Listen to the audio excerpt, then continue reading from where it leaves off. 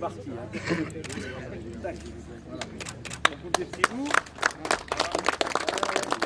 Ce sont des années de réflexion, ce sont aussi des années de travail pour les services municipaux, mais aussi pour l'ensemble des services de Oise Habitat. Je veux remercier ici Oise Habitat qui est, vous le savez, le partenaire historique privilégié de notre ville. L'important était aussi dans cette opération d'assurer une mixité totale qui permet à toutes les familles d'être accueillies. Cette mixité, elle permettra de réunir des propriétaires dont les logements sont intégrés au locatif, des locataires aux conditions de ressources différentes et des accédants qui ont eux-mêmes fait construire leur pavillon. Compte tenu de l'emprise de cette résidence, tous les enfants pourront ainsi partager leurs jeux, se côtoyer, s'apprécier dans un véritable esprit de quartier, tu le rappelles tout à l'heure, et du bien vivre ensemble. Donc on a une cinquantaine de logements livrés qui montrent la volonté de notre ville de continuer à évoluer, à se transformer, tout en restant stable et bien assis sur ses valeurs. Et parmi ces valeurs, il y a la question de l'humain, de faire en sorte que les hommes et les femmes qui vivent dans cette ville vivent le mieux possible. Nous voulons répondre aux besoins et aux aspirations de nos concitoyens en matière d'habitat, de logement, dans une période qui est excessivement difficile, puisque, vous le savez, c'est quasiment 6000 demandes de logement sur l'agglomération crailloise. Et je pense, je peux le dire, et monsieur le préfet certainement me répondra, mais je veux dire que tant qu'il n'y aura pas une autre politique nationale du logement qui revienne à une véritable aide à la pierre, nous ne pourrons pas en sortir.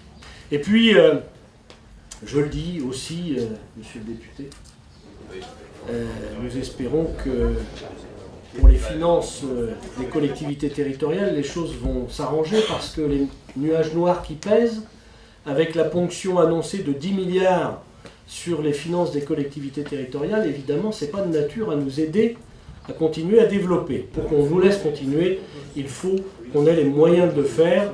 Et bon, je ne vais pas plus loin, mais monsieur le député, si vous avez besoin de quelques idées pour aller chercher de l'argent pour lutter contre les déficits, nous sommes quelques-uns à en avoir. Peut-être qu'il y a quand même encore d'autres formes de politique qu'une politique uniforme telle qu'on essaie de nous la présenter aujourd'hui.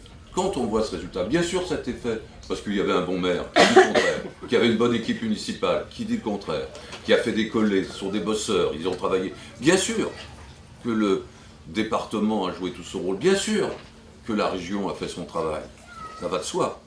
Mais s'il n'y avait pas une incitation à un moment donné politique de dire, comme vous le disiez très bien, monsieur le maire, le plus important dans ces quartiers, c'est de savoir croiser l'humain et l'urbain. C'est effectivement une œuvre de très longue haleine que de reconstruire la ville, de faire en sorte qu'elle soit enfin accueillante à toutes les catégories d'habitants. Mais ce pari est en passe d'être gagné ici, je le sens, et ce d'autant plus que malgré les contraintes budgétaires qui s'annoncent, dans le cadre de la politique de la ville voulue par le gouvernement, nous sommes typiquement au centre d'une zone qui va être puissamment soutenue par l'ensemble des collectivités publiques dans les prochains mois et les prochaines semaines. On peut se poser la question de dire est-ce que ça peut aller plus vite? La réponse est oui.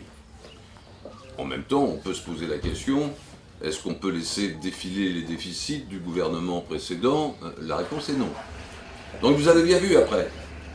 Les uns considéreront qu'il y a de la compromission lorsqu'on ne va pas assez vite, et peut-être d'autres considéreront qu'il y a un compromis intelligent quand on prend le rythme auquel nous pouvons faire avancer les choses. Et c'est toujours intéressant d'avoir aussi des gens qui vous piquent aux fesses pour vous dire tu charries Michel, il faudrait aller plus vite.